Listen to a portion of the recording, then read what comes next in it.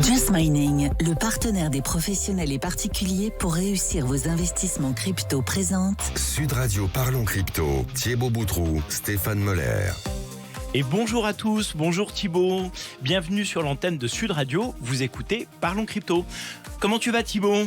Je te retrouve après 2 émissions que nous avons fait avec Maxime et je crois que tu étais en déplacement à l'autre bout du monde pour parler crypto en Polynésie. C'est ça. Bonjour à tous, bonjour Stéphane. Effectivement, je reviens d'un petit périple assez agréable en Polynésie pour un événement qui s'appelle le PIX, Polynesian Island Crypto Summit, un sommet international organisé sur le territoire polynésien pour démocratiser les cryptos sur place. Et je t'avoue que j'ai été assez agréablement surpris de l'engouement et de l'intérêt que ça a suscité là-bas. Beaucoup de questions, que ce soit pour la population, mais aussi des politiques locaux. Donc ça, c'était intéressant.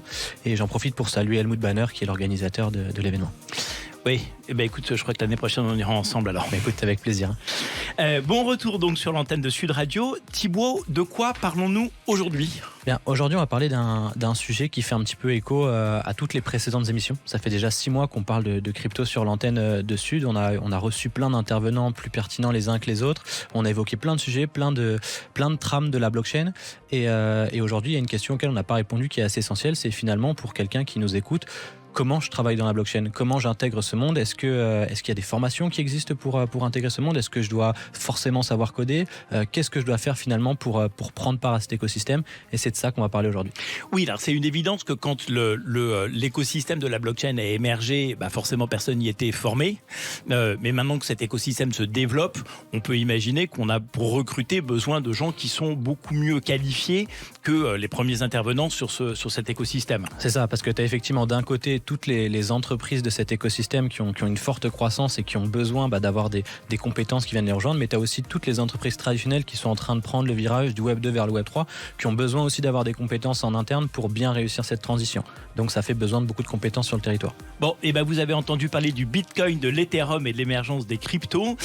Thibaut et moi-même allons décrypter pour vous cet univers passionnant. Alors passons donc au sujet du jour. On va parler de compétences et comment se former à la blockchain pour rejoindre ces nouveaux fleurons de la tech ou se faire une place stratégique chez des grands groupes qui veulent saisir la révolution du Web 3.0. Et pour parler de ce sujet essentiel et indispensable pour la compétitivité de la France dans ce secteur, nous recevons Jérémy Vauquier, le fondateur de Alira.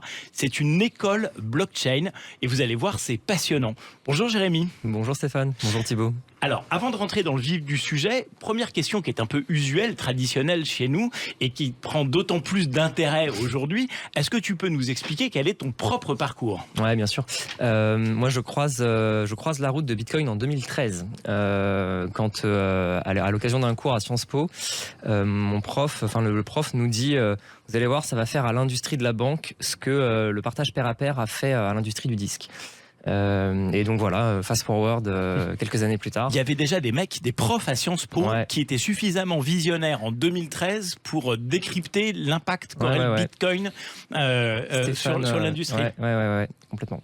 Ouais, félicitations alors. Et donc après ça, du coup, quelques années plus tard, on arrive en 2018. 2018 où là, en fait, je me rends compte que y a pas de formation finalement pour former des professionnels du secteur. Et le secteur en a besoin. Et les gens demandent des formations. Moi, il se trouve qu'à ce moment-là, mon métier, c'est d'organiser de la formation professionnelle pour des développeurs web. Que par ailleurs la blockchain me passionne, puisque j'ai suivi depuis 2013 les différentes évolutions. Donc je me suis dit, allez, on lance une école qui se spécialise là-dessus et qui a pour objectif en 2018 de devenir l'acteur de référence en France là-dessus, quoi. Incroyable. Donc, tu es le fondateur de Alira, une école spécialisée dans la blockchain. Est-ce que tu peux, en quelques mots, nous expliquer comment ça s'est venu l'idée de cette école et puis comment ça s'est implémenté en fait ? C'est quoi sa genèse, son historique ? On a commencé par faire des formations pour les développeurs. Et notamment, on a fait un partenariat avec la mairie de Paris et Pôle emploi pour cibler des gens qui étaient en reconversion professionnelle à l'époque. Et donc, première promotion qui concerne essentiellement les développeurs. Et assez vite, on a eu de la demande de la part de gens qui voulaient se former à la blockchain, mais sans être des techniciens. Parce qu'en vrai, il n'y a pas que des profils de développeurs, de techniciens qui travaillent dans la blockchain. On a besoin de plein d'autres profils. Donc, on a monté un programme qu'on a appelé à l'époque chef de projet, puis maintenant consultant. Et ensuite, le troisième grand programme qu'on a mis en place, c'est un programme qui s'appelle Finance décentralisée, et que là on destine à des professionnels de la finance, à des gens qui gèrent des portefeuilles pour le compte de clients, à ce genre de choses, pour pouvoir utiliser finalement les protocoles de la finance centralisée pour leurs clients. Alors on reviendra sur chacun de ces thèmes au cours de cette émission.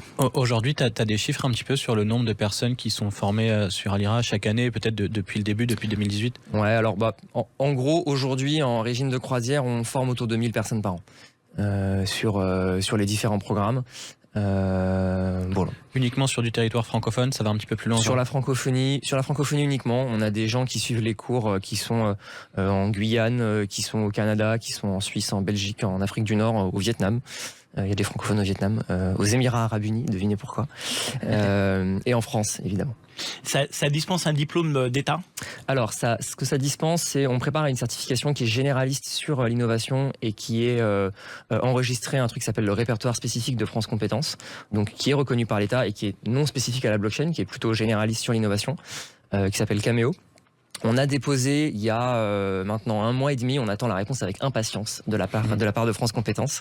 On a déposé une certification pour être du coup spécifique, qui soit spécifique sur la blockchain.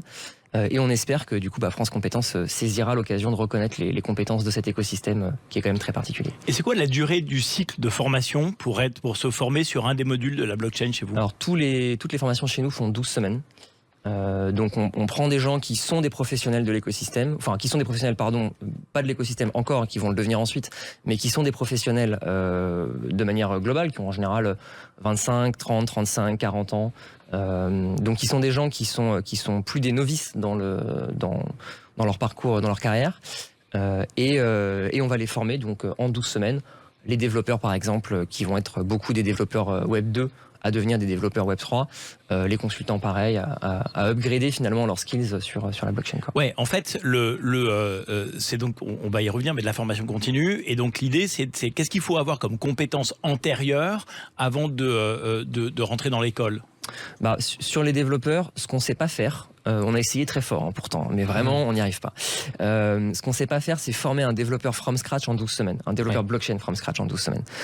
Si on est un peu honnête avec les gens, en vérité, ça fonctionne pas. Et pourtant, certains ont essayé. Donc l'idéal, c'est d'avoir quand même des bonnes bases en développement. Moi, je pense qu'il faut au minimum, mais minimum du minimum, avoir au moins 6 mois de formation dans les pattes, comme développeur un peu généraliste, développeur web par exemple, avant de venir chez nous. Donc ça, c'est le minimum syndical. Il y a des langages spécifiques? Ouais, alors si je devais recommander des langages, ce serait du JavaScript idéalement, avec après par exemple du Node.js et pourquoi pas du React. Bon, ça c'est un tout petit peu technique, mais ça permet de savoir quel est le prérequisite en matière de développement pour pouvoir faire du développement blockchain après. Ouais. Et à l'instar sur les autres niveaux de formation, consultant blockchain et finance décentralisée, est-ce qu'il y a besoin d'un bagage particulier? Consultant blockchain, j'imagine peut-être un petit moins, une appétence suffit. On est un peu moins dur pour être honnête, on est un peu moins dur sur les prérequis des autres, aussi parce qu'on se rend compte que en fait ça fonctionne comme ça. Mais ce qu'on dit, c'est qu'en fait, par exemple sur consultant blockchain, de la même manière que sur développeur blockchain, on va pas apprendre aux gens à devenir développeurs en 12 semaines. Consultant blockchain, on ne leur apprend pas non plus à devenir consultant. Tu leur donnes des briques, après c'est aussi naturellement. On les spécialise. Bien sûr. Donc un profil qui par exemple serait plus orienté marketing va garder sa coloration marketing avec la dimension blockchain. Un profil qui est plus orienté chefferie de projet va garder cette coloration-là. Donc en fait, on a des gens, par exemple, j'ai des directeurs de groupes IMO qui sont venus faire ce programme. Ils sont pas consultants, ils sont directeurs de projets immobiliers. Sauf que, du coup, maintenant, ils voient leur métier d'avant avec une perspective blockchain et ils voient les applications de la blockchain dans leur métier. C'était une prochaine question, c'est aujourd'hui c'est quoi du coup le type de personnes, enfin les candidats qui viennent chez Alira? Est-ce que c'est des gens qui sont déjà en poste, qui finalement veulent avoir une nouvelle brique pour ouvrir leur perspective dans leur boîte? Est-ce que c'est des mecs qui veulent monter un nouveau projet? Est-ce que c'est des gens qui sont en fin de cycle? Voilà, je finis mon master et je veux une spécialisation blockchain parce que je l'ai pas eu dans mon master. Ouais. Donc c'est quoi un petit peu la répartition? La grosse majorité des gens aujourd'hui, c'est des gens qui veulent se spécialiser vers l'écosystème blockchain. Et donc là-dedans, ça va se diviser entre plusieurs profils. Ça va se diviser entre des gens qui veulent monter leur projet. On en a, je dirais, 20% de l'effectif à peu près, 20-25% de l'effectif. Okay. Des gens qui veulent intégrer la blockchain dans leur offre de service comme des freelances. Donc ça c'est pareil, ça va être un autre 25% à peu près. et des gens qui sont en fait déjà salariés de boîte et qui veulent soit quitter leur boîte pour intégrer une autre boîte liée à la blockchain, soit intégrer la blockchain dans leur boîte au moment où ils le font. Alors ça m'intéresse. Ce dernier cas m'intéresse tout particulièrement. C'est quoi le profil d'une boîte qui a envie d'implémenter des projets de blockchain et qui va en fait permettre à ces cadres de suivre cette formation? On fait quoi avec des projets de blockchain? Ça permet de mener à quoi? En fait, c'est des boîtes qui vont être dans des secteurs assez variés. C'est des boîtes qui vont être dans les secteurs, alors forcément de la finance. C'est des boîtes qui vont être dans le secteur par exemple, du jeu vidéo. C'est des boîtes qui vont être dans le secteur de l'immobilier, j'en ai parlé. C'est des boîtes qui vont être dans le secteur du transport, de l'assurance, de la banque. Donc, tous ces secteurs-là, en fait, ils vont être impactés par les technologies blockchain et ils vont avoir envie de faire former leurs salariés. Et c'est aussi beaucoup des protocoles, en fait. C'est aussi beaucoup des gens qui veulent rejoindre des protocoles. Donc, par exemple, on a des anciens à nous aujourd'hui qui travaillent chez Tezos, la blockchain qu'on connaît bien. Vous avez des gens qui travaillent chez The Sandbox, qui est le système métaverse basé sur blockchain. Vous avez des gens qui bossent à Realty, la boîte américaine, le protocole américain qui tokenise de l'immobilier américain. Donc vous avez des boîtes qui sont finalement assez variées, mais qui touchent assez souvent de près ou de loin des notions qui tournent autour de la valeur économique quand même. Et est-ce que tu as le cas où c'est pas directement un candidat qui vient, mais c'est une entreprise qui vient te voir en te disant voilà, j'ai mes équipes, j'aimerais les faire monter en compétences, qu'est-ce que vous pouvez proposer pour ça? Ouais, un peu. Alors les cabinets de conseil vont faire ça. On a formé des équipes chez Capgemini par exemple. Et donc là, effectivement, c'est Capgemini qui vient et qui nous dit ok, on a besoin de former nos gars. On va observer une très très rapide coupure pub et on se retrouve dans 2 ou 3 minutes pour répondre à la question qui me taraude, c'est quoi le taux d'embauche suite à ces formations. Et juste avant cette rapide coupure pour le publicité, je demandais à Jérémy quel était le taux d'embauche des diplômés de son école post-formation. Alors on est sur un taux d'embauche quand on agglomère tous les gens qui lancent leur projet, qui se lancent comme freelance et qui facturent et qui fonctionnent bien, et tous les gens qui intègrent des boîtes comme salariés, on est à 90%. Des gens qui après l'école retrouvent un taf ou ont un taf. Donc c'est une métrique qui est quand même assez dont on est assez content. Je vais pas mentir.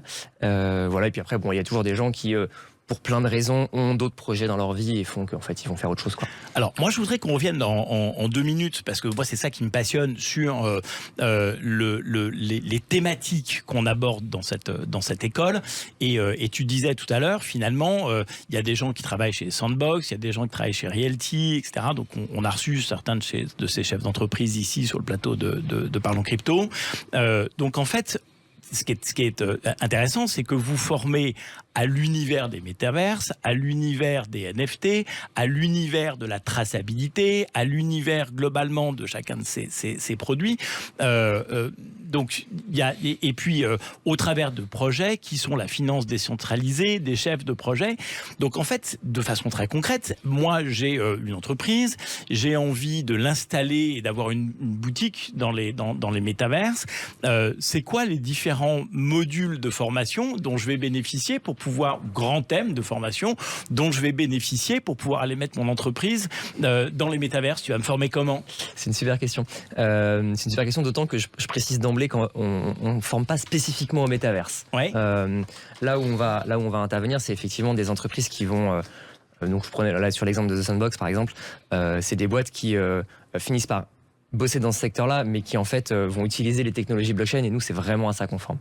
Et donc sur le cas que tu me cites là par exemple, l'idée ce serait en fait je pense de suivre le parcours consultant, qui chez nous est le parcours qui est un parcours qui est très généraliste. En fait, l'idée c'est quoi? C'est de faire de vous un excellent généraliste de la blockchain. Donc un peu comme j'ai un problème, je vais voir mon médecin généraliste, et ce médecin-là, il est capable de me régler mon problème dans 80% des cas, et dans 20% des cas suivants, il me renvoie vers un spécialiste. Et une idée de quelques-unes des thématiques qu'on aborde pour faire de moi un généraliste de la blockchain, sans être exhaustif, bien sûr. Non, alors, ce qu'on aborde, c'est le fonctionnement technique de l'ensemble des blockchains publiques, Bitcoin, Ethereum, notamment, c'est les 2 plus grosses. Donc, on rentre dans le détail de comment ça marche, vraiment le réacteur nucléaire.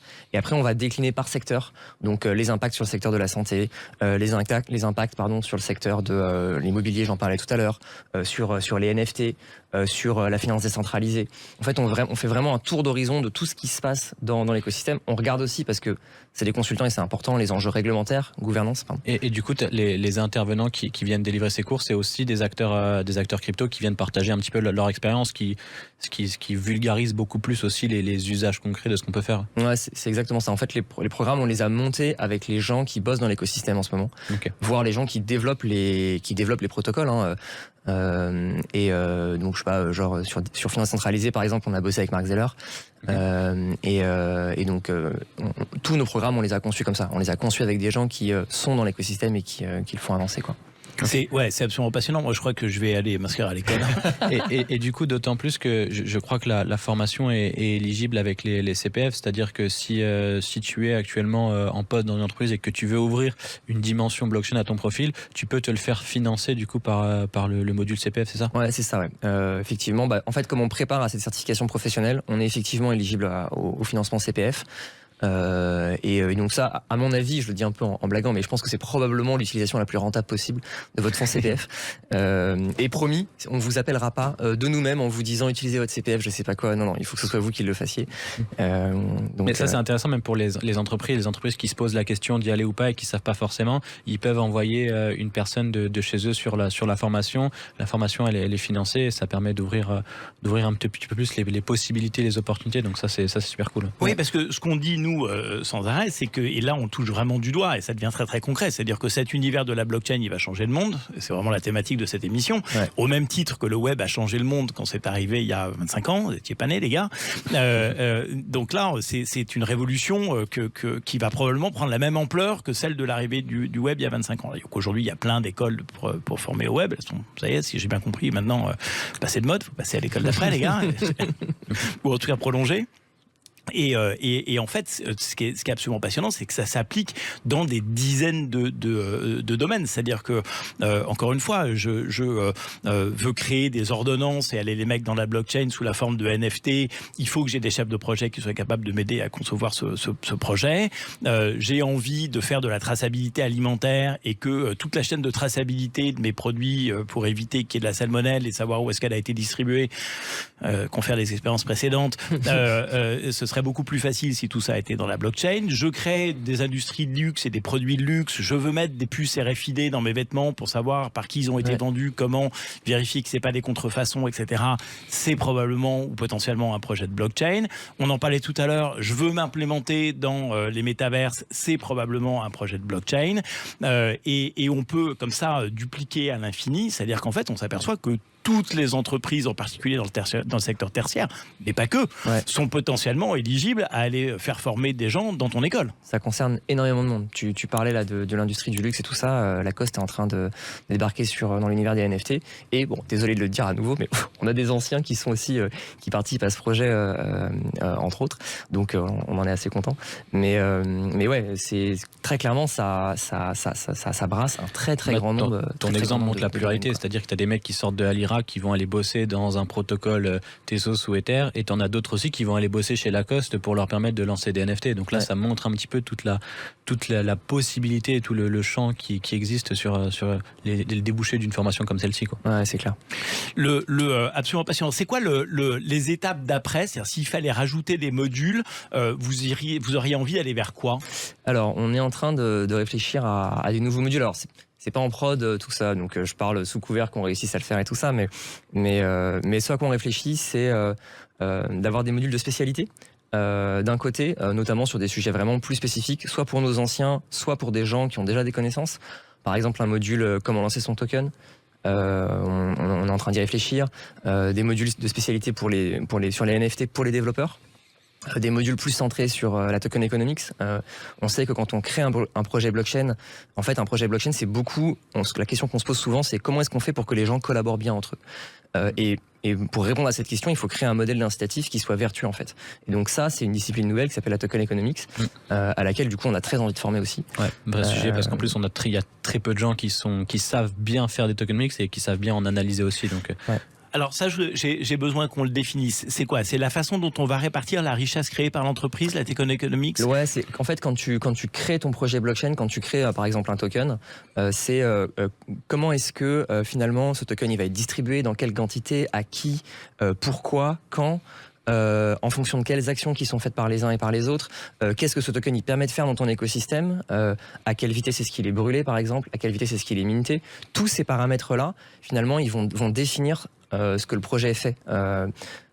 Et donc ça, c'est une composante absolument essentielle parce que tu peux avoir une super idée, un super projet. Si tes tokenomics, elles sont pourries ou elles sont mal construites, bah, tu peux potentiellement mettre en péril le projet. Donc c'est vrai que c'est hyper compliqué. Donc ce dont on parle là, c'est la façon dont on s'associe à un projet, un peu pour reparler dans l'ancien monde de la façon dont on va obtenir des actions ou des obligations d'une entreprise. Donc tout ça, ça va être en fait transformé dans la blockchain par cette notion de token, qui est la modalité financière pour interagir avec la blockchain, mais à chaque token peut aussi être associé, je crois, des droits de vote. Donc c'est aussi consultatif et participatif sur le projet. Donc c'est vraiment le nouveau mode d'échange entre le projet de blockchain et les différents acteurs de cette blockchain.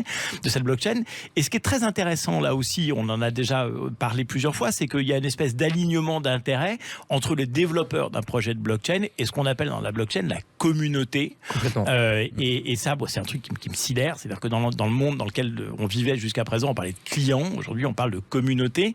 Il y a des modules marketing qui permettent d'appréhender le développement de cette communauté. Alors, on n'a pas un module qui serait pure marketing. Ça va être quelqu'un qui fait du marketing et qui veut se former à faire du marketing spécialisé sur la blockchain. Chez nous, il suivra le parcours de consultant, qui est le grand parcours généraliste. Après, c'est vrai qu'on pourrait développer un module marketing. C'est pas dans les cartons, pour être franc, pour l'instant, mais ça pourrait. Est-ce que tu travailles déjà avec des écoles qui souhaitent justement amener des modules blockchain chez eux et qui disent bon, on sait pas trop comment faire, vous le faites bien, est-ce que vous le feriez pas avec nous? Ou est-ce que si demain, parce qu'on peut imaginer que demain certaines écoles ajoutent des modules blockchain, que ça fasse évoluer ton métier à toi, comment tu vois cette cohabitation? Ça fait quasiment depuis l'origine d'Alira, il y a des écoles qui proposent des parcours de formation initiale tournés vers la blockchain, et on a souvent de la demande, pour répondre à ta première question, sur venez faire des modules blockchain chez nous. En règle générale, on le fait pas. On le fait pas beaucoup pour des raisons économiques. C'est qu'en fait, l'univers blockchain, ça reste un univers qui coûte relativement cher. Et en fait, souvent, les écoles et nous, les formateurs, les gens, les experts de l'écosystème qu'on met sur les formations, bah en fait, pour le dire en une phrase, ils sont mieux employés chez nous que dans des écoles où ils vont intervenir et toucher quelques dizaines d'euros pour l'intervention en cours, quoi. Donc souvent, il y a des raisons économiques qui font que nous, on n'y va pas en premier. Il y avait une dernière thématique dans les 3 dernières minutes qui nous restent de cette émission que Thibaut avait envie d'évoquer. C'est une thématique presque politique et sur presque la compétitivité qu'on peut redonner à la France grâce à cette école de blockchain. Thibaut, est-ce que tu veux prolonger cette question? Ouais, c'est un petit peu le préambule de ce qu'on disait. On a un écosystème qui se développe. Et en fait, on a deux types de sociétés. On a des sociétés qui sont, moi, je peux en témoigner parce que du coup, nous, on est dans cette phase où on est en hyper croissance, donc on a besoin d'aller vite et on rencontre des difficultés à trouver finalement les bonnes personnes qui permettent d'accompagner cette croissance. Et de l'autre côté, tu as les entreprises qui ont cette urgence de saisir le virage et la transition Web 2 vers Web 3, qui sont aussi dans une difficulté de trouver les bonnes personnes pour les accompagner. Et donc nous on n'a pas le temps de former les gens internes, donc on a besoin de gens qui sont opérationnels tout de suite, qui soient autonomes tout de suite, mais il y en a très peu sur le marché, donc il y a besoin d'avoir des compétences en interne. Est-ce que tu as observé depuis 2018, donc sur les 4 dernières années, une évolution dans les profils qui viennent chez les candidats qui viennent chez l'ERA? Est-ce qu'au début c'était des curieux? Est-ce qu'aujourd'hui tu as des curieux mais aussi des gens très compétents? Enfin, est-ce qu'il y a certaines choses qui étaient peut-être abstraites au départ qui aujourd'hui sont logiques et qui montrent que l'écosystème s'est développé? On part d'où finalement quand les candidats viennent chez Alira? Ouais, je pense que l'écosystème a gagné en maturité en fait. Là aujourd'hui, on a beaucoup de gens qui ont globalement plus d'expérience qu'au début d'Alira. Je fais une généralité, on pourrait trouver 1000 exceptions, mais pour faire une généralité, on a effectivement globalement des gens qui ont plus d'expérience aujourd'hui, qui viennent chez nous. Et on a aussi des entreprises qui sont qui ont beaucoup plus les crocs pour recruter les gens.